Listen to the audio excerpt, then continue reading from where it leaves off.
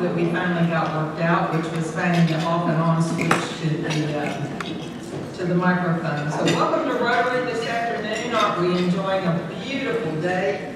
We will now have Larry Halsey lead us in song. We're going to sing the national anthem. Face the flag, if you will. Join and sing. Oh, say, can you see by the dawn's early light what so proudly we hailed at the twilight's last gleaming, whose rough stripes and bright stars through the perilous fight, for the ramparts we watched were so gallantly streaming, and the rockets led there, the bombs bursting in air, gave proof through the night that our flag was still there. Oh, say does that star-spangled banner yet wave o'er the land of the free and the home of the brave? I pledge allegiance to the flag of the United States of America and to the republic for which it stands, one nation under God, indivisible, with liberty and justice for all. Please remain standing and join me in a moment of silence for Noli Weiss, Rotarian who passed away recently.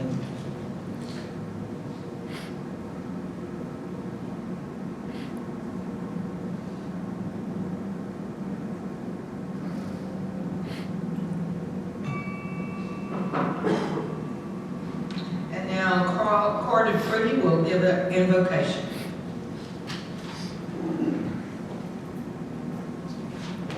Pray with me. Creator and sustainer of all that is or ever will be, accept our thanks for this day and all of its blessings. We ask that you guide and direct our club, its leaders, and our actions. Grant that each of us may feel our responsibility to Rotary, to our community, to our country, and indeed to all countries and peoples. Bless our fellowship today and bless its food to the nourishment of our lives in your service. Amen. So I'll start with the introduction. I'll please start with the introduction to our guest today. If you stand up and call your name. Anthony Johnson, Lake Brazos River. Jeff Rasky, Hayes Fuller. Elijah Turner, Jessica Addis. Lori Camps, Jessica Addis. Lori Camps, Jessica Addis. We're fighting over her. Jill Hatcher, guest of Jessica Addis. Kalana Kirby, guest of Jessica Addis. Susie Painter, guest of Jessica Addis. Thank you, Jessica. Please welcome these guests to Rotary.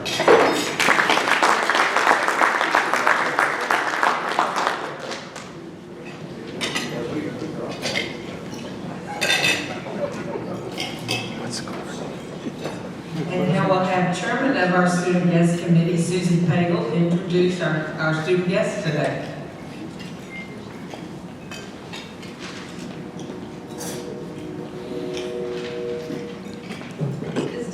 Works, we're going to use this one, right?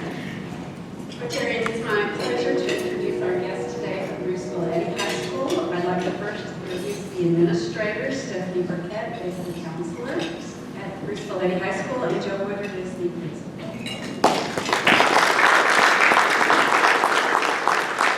Our first student guest is Laren Brooks from Bruce Villetti High School, and also a dual credit student at MCC. Her parents are Larry and Jamie Brooks, and her grandparents are Tony and Ruth Diaz, Connie Hessel, excuse me. She's a member of the National Honor Society, where she serves as president. Future Farmers of America, chapter president, and Area A vice president. One Act Play, UIL academic teams, varsity volleyball, softball, cheer, and basketball, in lieu of 15 minutes of spare time she has each week. She is involved with the HOT Fair and Rodeo Junior Committee and the Fellowship of Christian Athletes, as well as Phi Beta Kappa Honor Society, MCC. Larry, would you please tell us your future plans? I plan to attend Texas Tech University, where I'll major in nutrition with the goal of entering the nursing program. After I do my BSN, I plan to return and get my Master's of Science in Nursing to become a nurse practitioner.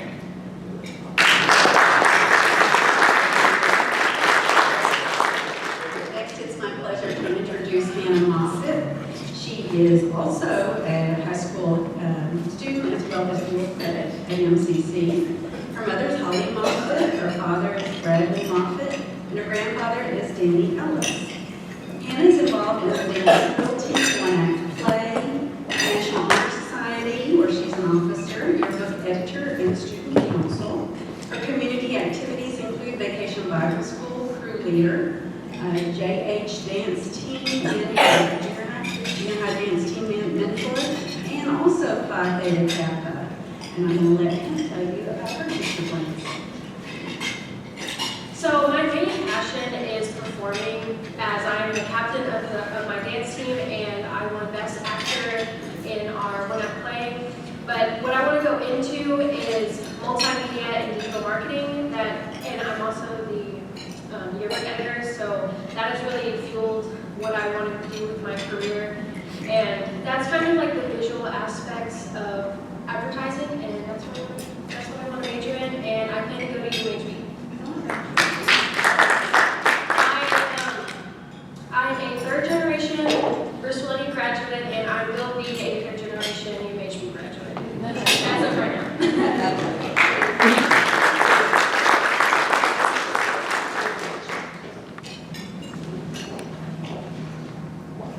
We have two gaps today. First of all, Catherine is away, and so the meeting may not be quite as organized and efficient as we would like it to be. And second, Tyler is away today. So my one copy of the program that had a lot of blanks says announcements ? And so I'm going to leave it at that and introduce our chair of the day, Jessica Addis.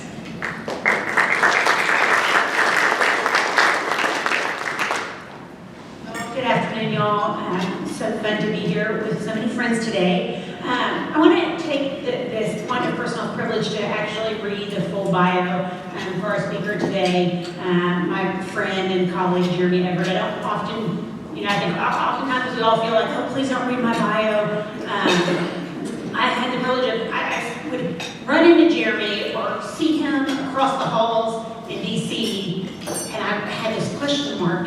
Who is this tall guy who's also doing federal policy work for our community? And it's just been a real treat to get to know him and learn more about the important and really impactful work that he really envisioned and has led. And so I'm going to just take a moment to share with you all a little bit more about his background, because I know that he would brag on himself. So he is the founder and executive director of the Baylor Collaborative on Hunger and Poverty.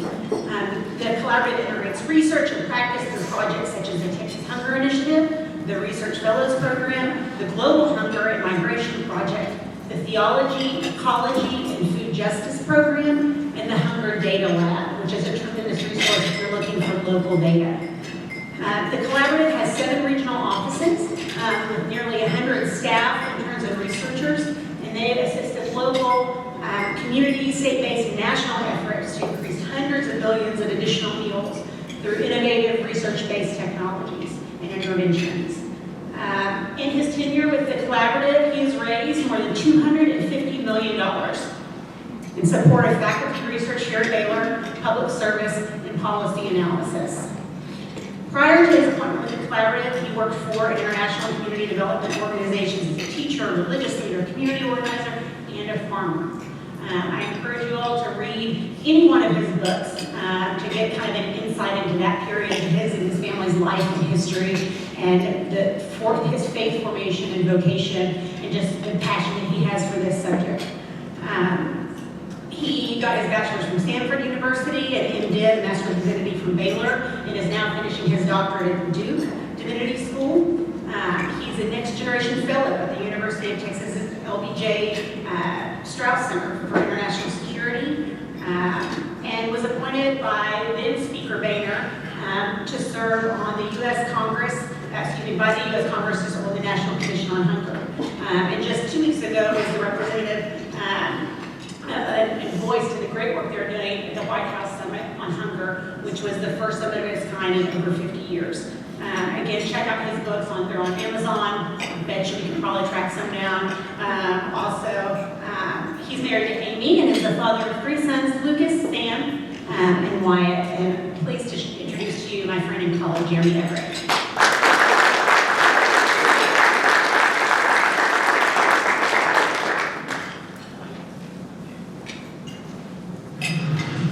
I probably owe Jessica rent money, not for myself, but our middle son, Sam, I think spends more time at her house than he does at our house.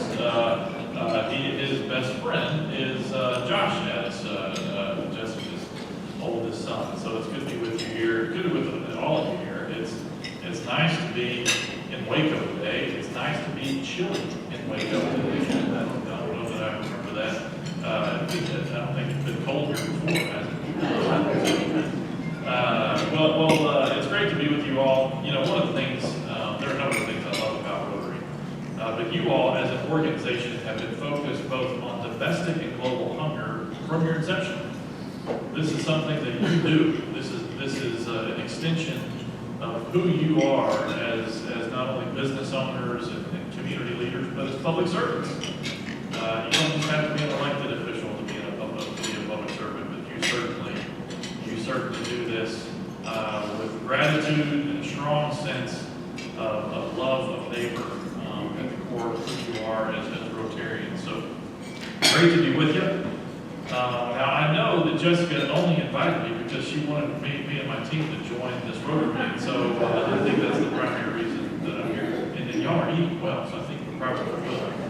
We can at least ensure that Rotarians are food secure today at lunch in Waco. Well, so my name is Jeremy Everett. I do serve as the Executive Director of the Baylor Collaborative on Hunger and Poverty. We are trying to, our goal is to be the organization at Baylor University that has the longest name, and so I think we're going to try to add a couple of words to our title here pretty soon. We were originally called the Texas Hunger Initiative, so I think last time I spoke to many of you that we were operating under that name. We worked in every county in the country through our research and our programmatic work, and so we quickly realized that it didn't make a whole lot of sense for the Texas Hunger Initiative to be operating in North Carolina or Alaska, for that matter. And so Baylor worked with us a few years ago to change our name to the Baylor Collaborative. Well, our mission is to cultivate scalable solutions to end hunger. That's a hallmark of being a university-based project. So we're not just looking for one good opportunity to address hunger in a local community, but we're trying to identify what will work in McAllen that can also work in Lubbock or Des Moines, Iowa, or Washington, D.C. And so in order to do that, we have a 3-pronged approach. We combine research with practice, and all of that informs how we address public policy. So the way that looks, our researchers work with our field offices who have proximity to the problem. Now, Brian Stevenson, author of Just Mercy, says that you can't solve a social problem from a distance. You have to have proximity to the problem. We certainly believe in that. And so we have field offices scattered throughout the state of Texas, and about 24,000 organizational partners scattered throughout the country who are embedded in communities doing the day-to-day labor of addressing food insecurity to ensure that everybody would have access to healthy food so that no one would go hungry in our country. We believe that when you pair proximity with research, you're more accurately able to identify what the root causes of hunger and poverty are. And so the solutions that you develop are more likely to be right. So I'm a 3rd-generation Baptist preacher's kid. The preachers are farmers, and so I feel like I've got to use this analogy. There's the parable of the sower. The farmer goes out in the field, and Jesus tells the story where the farmer goes out in the field, he's casting seed every which direction. Some falls on good soil, some falls on rocky soil, some falls on the thorns. The seed that falls on good soil produces fruit. And when you pair research with proximity, you're able to identify where that good soil is, and so your efforts produce fruit. We operate with the assumption that no one organization or one sector can end hunger by themselves, that it inherently requires government working alongside business, working alongside nonprofit organizations, and faith communities, and even academia plays a role in addressing hunger if we want to end it. Well, I want to tell you about a Rotarian that I've gotten to know very well. Her name is Dr. Elaine Hernandez. Many of you, who was affected by the Great Resignation? Anybody resign or change jobs in your organizations? Have y'all heard of the Great Resignation? So that's, we've just seen a tremendous amount of people transitioning to different jobs. And Elaine Hernandez, who had run our South Texas office for a decade, was one of those people. She called me and she said, "Jeremy, I've decided to retire." And I said, "Well, Dr. Hernandez, why are you going to retire?" She said, I'm tired of addressing the issue of the migrant crisis once families get here on the border. And so I'm retiring to move to Honduras, essentially to a community that had been ravaged by 2 Category 5 hurricanes, to an urban area that has the highest murder rate in the world. In her retirement, now this is a Rotarian, I'm going to move there to address the problem where it started, so that we don't have to continue to address this crisis here at home. Well, Elaine and I got to know each other for the last 10 years and worked together. And she certainly wasn't retiring or changing jobs because she was seeking work-life balance.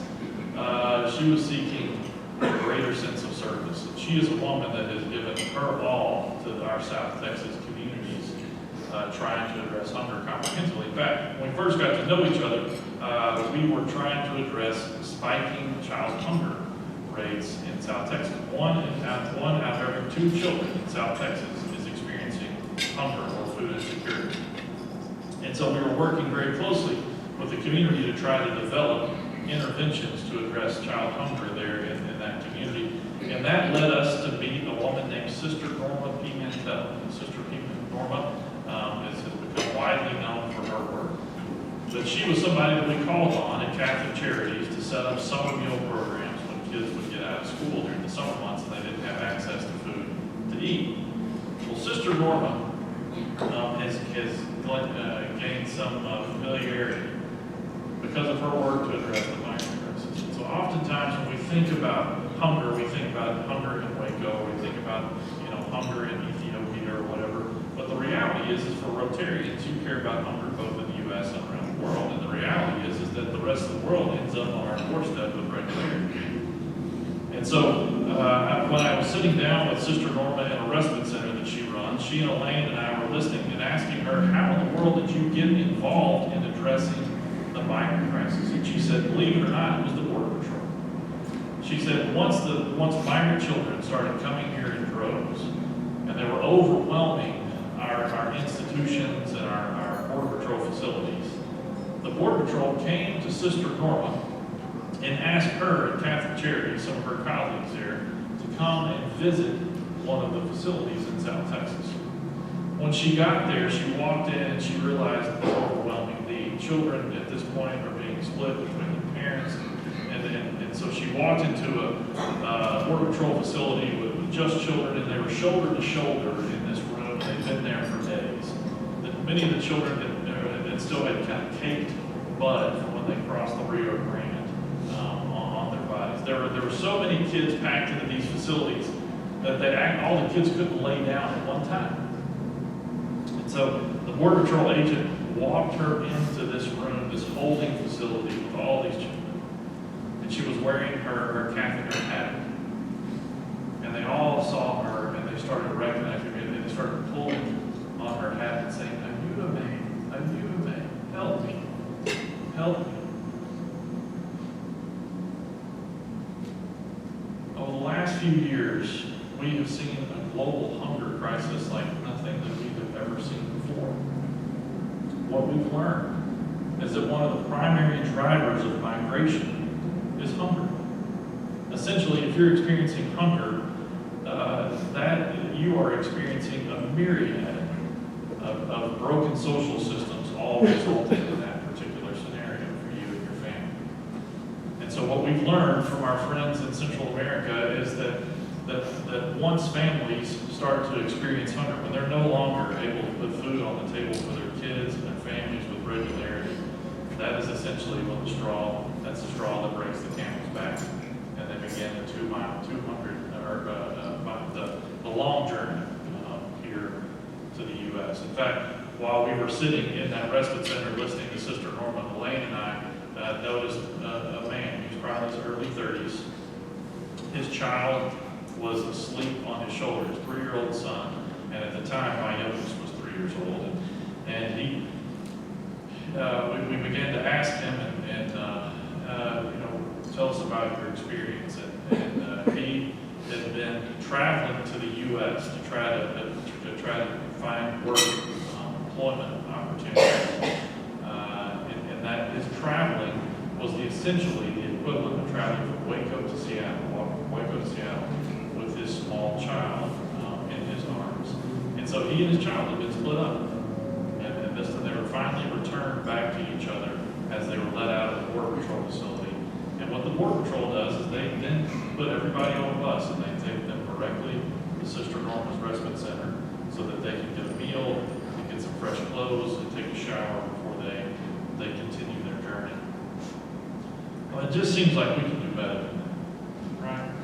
When we think about our growing hunger crisis around the world, and we think about the resources and the capabilities that we have, it seems like we can do better as a nation. It seems like we can do better as a world.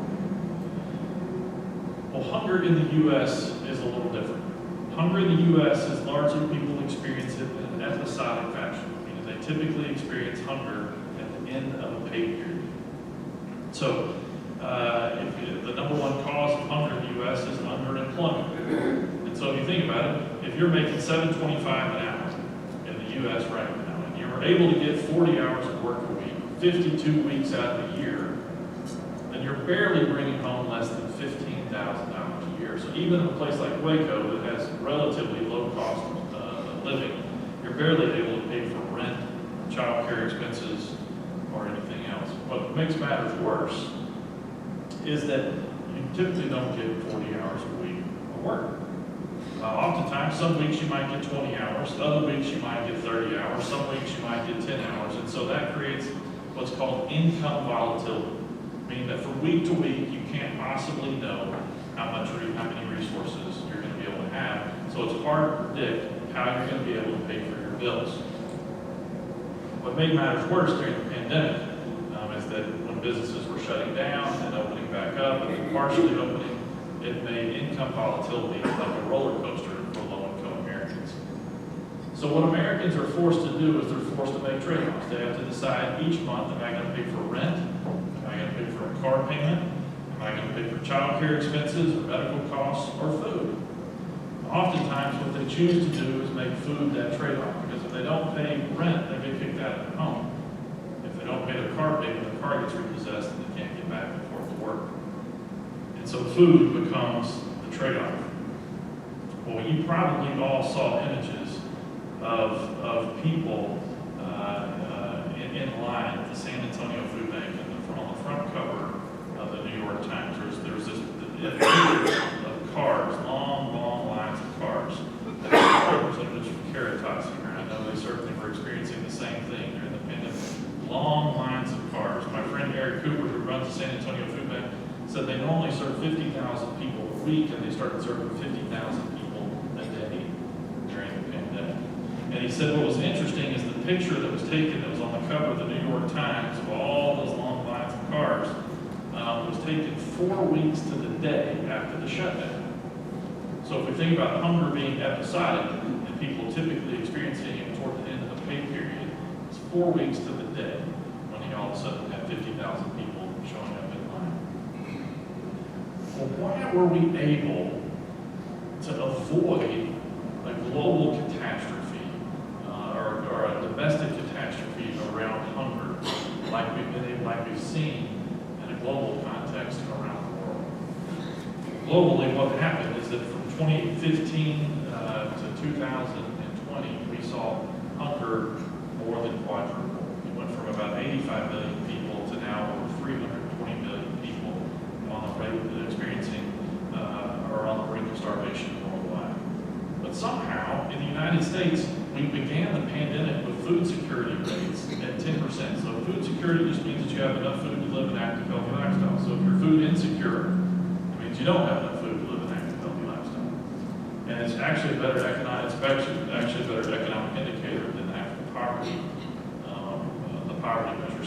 So here we are at the beginning of the pandemic. We're seeing food insecurity rates at 10%, which is the lowest that we've had in modern American history. So we're doing very well.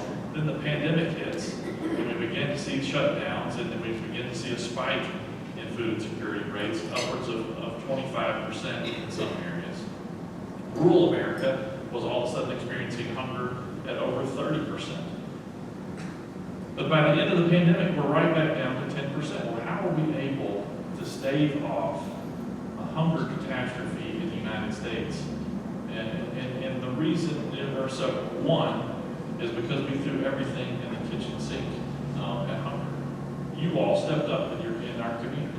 You stepped up and you worked together. We knew that no one organization or one person could end hunger by themselves, and as a result, we stepped up from state government, the federal government, to businesses, to organizations like Prosper Waco, Caritas, Meals on Wheels. You all stepped up to be able to fill the need for people who were hurting, and it was transformative. We also really benefited from our American agricultural system. Our farmers, ranchers, food supply chain officials, or companies, our grocery stores, all filled the gap in ways that were transformative for our communities. They were essential workers. When all of us were hunkered down at home, they were showing up to work in their fields to ensure that Americans had access to food. Our school districts locally changed how they served food to kids. So you can imagine one of the scariest parts of the pandemic when things were initially shutting down was that many of our children are dependent on the school lunch program to have any food during the week. And so when schools were shutting down, that was their livelihood. So our local school districts, Midway, Waco, Vega, all of our school districts, changed how they served meals and ended up setting up curbside meal programs so that families would not go without, even though their children were not going to school. Now, our team worked with these school districts and school districts around Texas to set up over 10,000 access points that ended up serving about 20 million meals to kids during the shutdown. Let me tell you one story, and then we'll open it up for some Q&A. So when the pandemic hit, I was in Washington, D.C. It was early March of 2020, and I got a phone call from Secretary Sonny Perdue's office, the new Secretary of Agriculture. His office called and said, "Jeremy, we need you to come to the WIC building immediately." I was giving a lecture in D.C.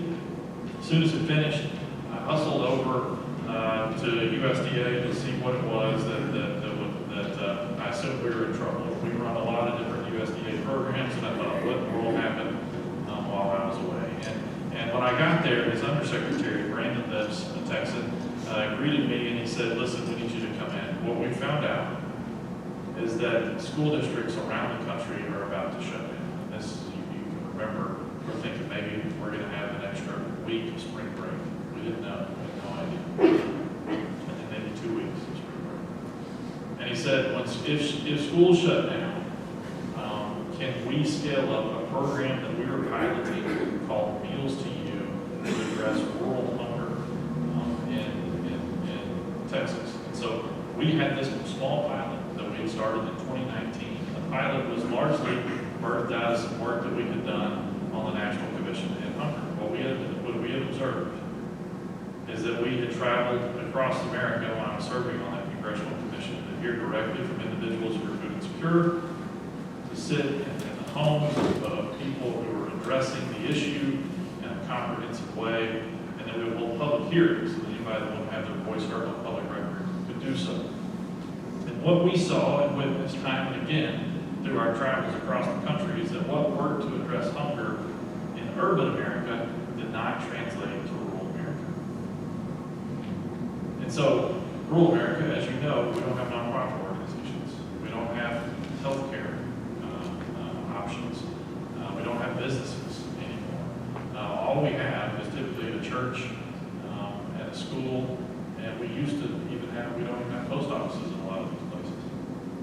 And so, when I brought that back to our team before 2019, and we were trying to discern how we were going to possibly address rural child hunger in partnership with USDA, we determined that we would mail a box of food, essentially a week's worth of food, directly to the front porches of children who were in high poverty communities that didn't have access to a USDA summer meal program because they just lived too far away from any kind of summer meal site. So we partnered with 20 different school districts, recruited 4,000 children in the summer of 2019 in East and West Texas, and mailed children a week's worth of food, 5 breakfasts, 5 lunches, and 5 snacks per week. They would receive those by the USPS or UPS that would deliver them directly to their front porches.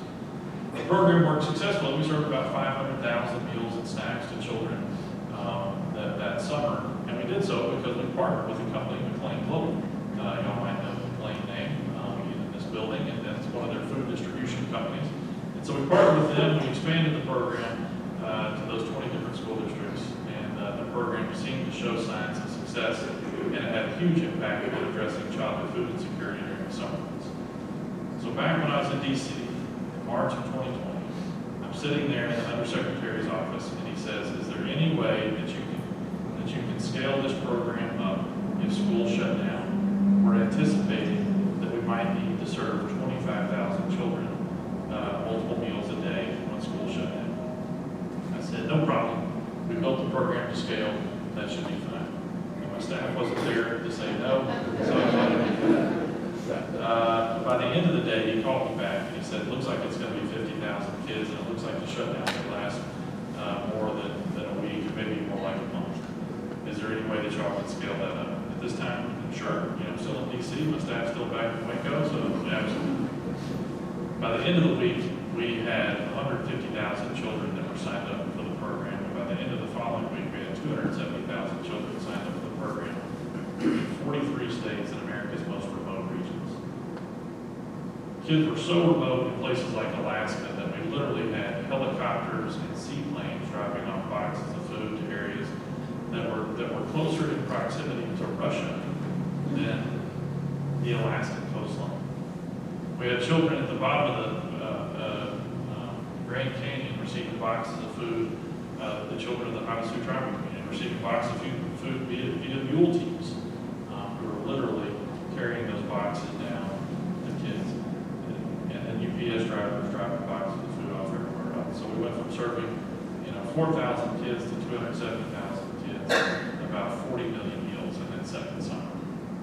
The only way that we were able to do this was that Congress worked in a bipartisan capacity to ensure resources to American businesses, nonprofits, and communities to address hunger in a comprehensive way. And the only reason we were able to do this is because businesses stepped up. Logistics companies said, we are going to do what we do best, and we're going to do it for the people that are in our most vulnerable communities. Nonprofit organizations, our local elected officials, everybody recognized that we had a hunger problem in our country, and they all began to work together to address the issue in a comprehensive way. This could not have happened with one organization or one sector trying to address this issue alone. The only reason that we've been able to stave off a hunger catastrophe in our country is by American ingenuity and working together. Now, Prosper Waco has been saying this for a while. They've been saying in our community that our only chance of solving issues of hunger and poverty are if we work together. And I think what we've learned coming out of the pandemic is, A, we don't want to just go back to business as usual. We can't. Now we have inflation rates that are largely going to be more difficult for families who are on fixed incomes or households with retired persons who are on fixed incomes and households where there are disabilities present, they are not able to make ends meet, certainly during this time of inflation. So we're not out of the woods. Our only hope as a community is if we work together and we work in partnership with organizations like Caritas, Mission Waco, Prosper Waco, among others, if we want to see an end of hunger in our community. So I'm going to stop there, and then we'll open it up for a few minutes for questions, and then we can adjourn. Any thoughts or questions?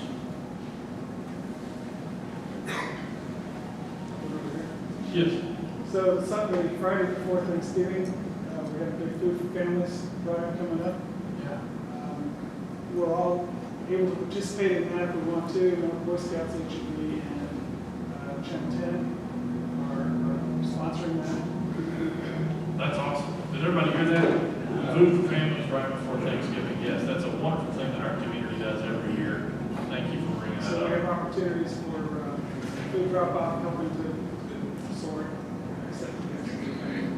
Yep, excellent. Other thoughts, questions, yes, sir?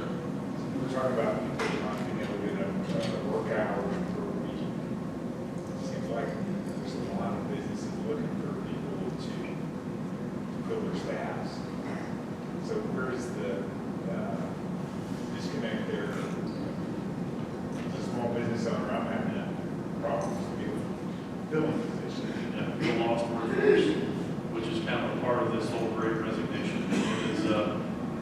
It is a bit of a enigma, and so, yeah, I mean, I think one of the things that we've learned is that wage rates matter, right? And so I know companies like yours and many of our companies locally are starting to raise wage rates just to be able to recruit a stronger workforce.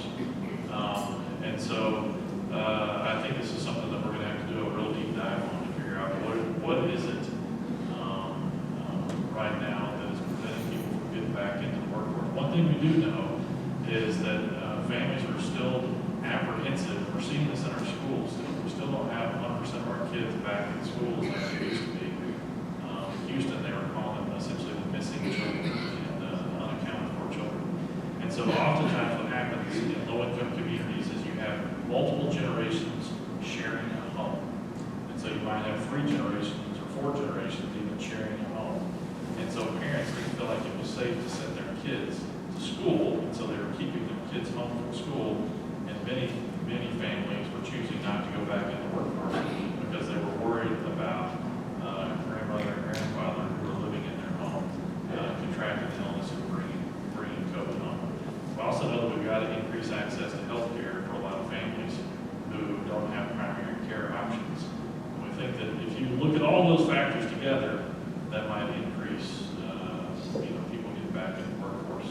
But it is, it's affecting supply chain, which is affecting what you're seeing on grocery store shelves and everywhere else. Appreciate you bringing that up. Yes, sir. What financial resources allowed you to go from 4,000 to 250,000? Yeah. I don't think those things are all given away or worth. No, not at all. And so that Congress, that was the CARES Act. The CARES Act, when they passed that legislation to be able to put resources into communities, that was what provided the resources to be able to pay for the food for kids around the country. The great thing is, I got a picture of several of the companies that we partnered with through that process. Like Global, PepsiCo has a social enterprise arm called Food for Good, and Chartwell's the nation's largest school food provider. And the images, they sent me images of their workforce that would have been laid off had it not been for this particular intervention. And so not only were we able to address remote hunger through that program, we were able to create thousands of job opportunities for individuals who were working to help fill boxes and get those boxes off to families who needed it. Paid for by the federal government then? Yes, sir. That's right, through the CARES Act. One of the neat things about that too is, so UPS, they created a Go Brown program. So you can imagine that some of these shipping facilities that we're shipping to receive more boxes of food in a week than they might typically receive in packages in a given year. And so UPS created this Go Brown program where they paid for any of their employees who were willing to relocate these remote areas to help get these boxes of food out to kids as fast as they possibly could. That was something they did on their own. It was really neat to see them step up in that particular way. Yes? Okay, so what is a practical thing that a Waco resident can do to help the Waco community, other than just like, oh, get involved, it's like, what are actual items? Yeah, great. Good question. Okay, here are a few things. First and foremost, we have to work with Prosper Waco to create a hunger-free community coalition here in Waco. We've historically had a hunger coalition that went defunct shortly before the pandemic. We have 29 active coalitions, and it's the public and private infrastructure, right? So it's businesses, nonprofits, government, everybody at the table working comprehensively to develop a plan to end hunger in the community. And that's part of what we have to do is we have to look at the horizon and say, what does it look like to be a community without hunger and poverty? And then how do we plan and take steps to get there? You can't do that alone as an organization. It requires an inherent, all of us working together. And as a community, what you're doing is you're trying to identify who's doing what, where they're doing it, what resources are already out here that could be strengthened, but then also what are the gaps in the community that we can solve together that we couldn't solve apart. So first and foremost, it's that. Second of all, our school districts. Child hunger in Waco, we have a higher rate of child hunger in Waco than we see on a national average. And the good news is that USDA provides school breakfast, school lunch, and after-school meal programs in addition to summer meal programs for all children who are on the free and reduced lunch program nationwide. In Waco, we have an opportunity to increase access to school breakfast and after-school meals to a fuller capacity, but our schools need help doing it. The way that we do that is we have a program called Breakfast After the Bell. You're essentially changing the location where kids get breakfast. And so instead of children getting to school before school and eating a school breakfast, you're changing it to after the bell rings. The reason we do this is because when you do it, you triple participation in the program. So typically only about 30% of the kids who are on the free and reduced lunch program participate in a school breakfast if it's served before school. And that's because buses don't necessarily get there on time, parents may not get the kids there on time. Children, especially as they get older, choose not to eat before school to avoid the stigma of being labeled a poor kid. And so when you change it to after the bell, we see schools serve over 90% of their children who need a breakfast, they get a breakfast. This has direct impact on academic performance in math, reading, and science. We've done a number of studies on it, Bill indicated that, and it strengthens the accessibility of nutrition. So kids who are in high poverty areas are oftentimes experiencing diet-related disease, like early onset diabetes. It's because they don't have access to consistent healthy food. So when they get that school breakfast and after school meals, every kid who is taking part in an after school program, my older boys got Waco High, so every kid that participates in an after school program in Waco High or Midway or La Vega is eligible for an after school meal. But oftentimes we're sending our athletes out, or our kids in band, or one of my sons, we call them athlete, when we send them out to represent our school district, we're sending them out with an empty stomach. I met with our varsity basketball coach last year, and he was pleading with parents to raise money for the team because he said, we're sending our kids to play these big, giant, urban, DFW school districts who are whipping us, and our kids are playing on an empty stomach. That doesn't have to be. There's an after-school meal program, and we worked with Waco ISD and Midway and all these different districts to ensure that they had the capability of being able to serve an after-school meal. So that's 3 meals a day. That's 15 meals a week that we can ensure our high-poverty kids. So that's one thing. But they need people like you to step up. They're not going to be able to transition the workforce, especially with a workforce that is depleted, like Carr said, and so they're going to need volunteers to help transition to make sure that kids have access to food. Another thing, and I'll leave it, is that call it food stamp program.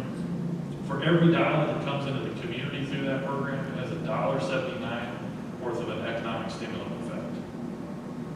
So National Grocers Association told me that that program accounts for 1 in 10 of all the jobs that we see in our local grocery stores. In Waco, we left about $35 million on the table last year, and the year before, and the year before that, simply because we didn't sign up all the eligible people who are eligible for that particular program. And so one thing that we can do and do well is we can ensure accessibility of the SNAP program to all the Waco residents who are eligible for it. That will have a huge economic gain for our community, $55 million worth of economic stimulant effect.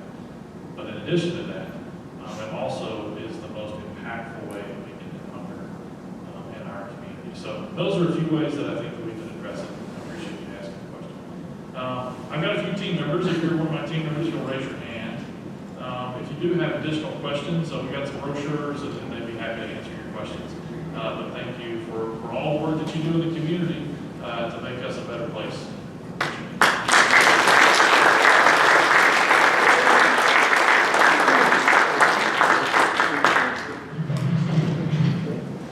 Thank you very much. That was a very informative and I think eye-opening presentation today. Jessica, thank you for bringing Jeremy to our podium. I want to re-welcome all of our Rotary guests today. We hope you enjoyed yourself and that you might come back and see us again. I also want to re-welcome our student guests, Hannah and Lauren. And full disclosure, Lauren and I were actually on the same committee out at the fair this year. Our next meeting is Tuesday, November the 1st. Our guest speaker will be Nikki Collin, the head coach of the Baylor women's basketball team. If you will now stand with me, we will recite the four-way test.